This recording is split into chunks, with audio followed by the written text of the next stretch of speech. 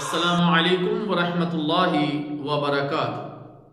میرے محترم دوستو، معاشرہ کیسے خوشگوار بن سکتا ہے،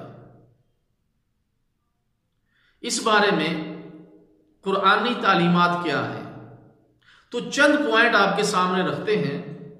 اگر ہم ان کو اپنا لیں تو انشاءاللہ بہت حد تک ہمارا معاشرہ بگڑنے سے بچ سکتا ہے۔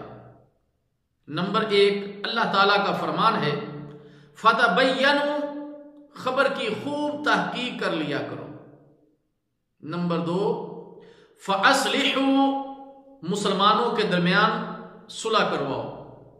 نمبر 3، وَأَقْسِطُوا، انصاف سے کام لیا کرو۔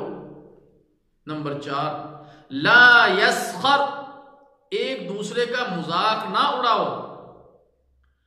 نمبر 5، وَلَا تَلْمِزُوا، ایک دوسرے کو طعنے نہ دیا کرو۔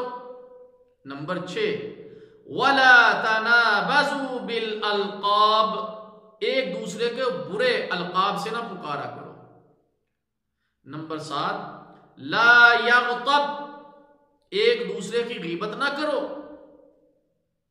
نمبر 8، لَا تَجَسَّسُوا، کسی کی ٹو میں نہ لگو۔ نمبر 9، اجتنبوا کثیرا من الظن، بدگمانیوں سے بچو۔ اللہ تعالیٰ جل شانہ سے دعا ہے کہ اللہ تعالیٰ ہمیں ان قرآنی تعلیمات پر عمل کرنے کی توفیق عطا فرمائے تاکہ ہمارا معاشرہ خوشگوار بن سکے۔ والسلام علیکم ورحمۃ اللہ وبرکاتہ۔